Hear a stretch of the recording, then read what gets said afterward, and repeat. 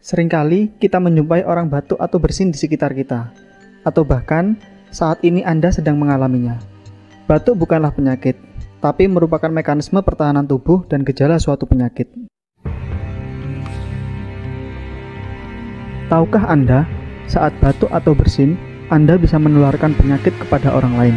Begitu juga sebaliknya, saat orang lain batuk di sekitar Anda, ia bisa menularkan penyakit kepada Anda. Dan potensi penularannya menjadi lebih besar jika cara batuknya salah.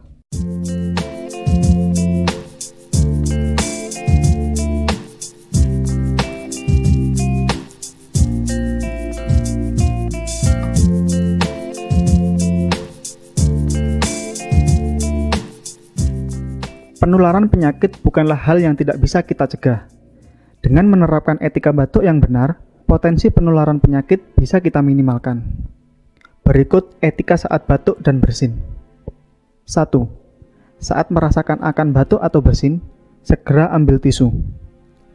Letakkan tisu menutupi hidung dan mulut Anda. Segera buang tisu yang sudah dipakai batuk atau bersin. Lakukan 6 langkah cuci tangan. Berikut etika saat batuk dan bersin.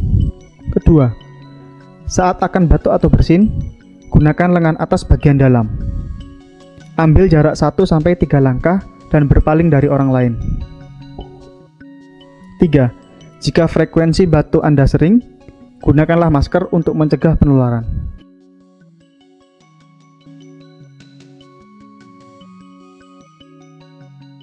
Mari kita cegah penularan penyakit dengan menerapkan etika batuk saat batuk dan bersin.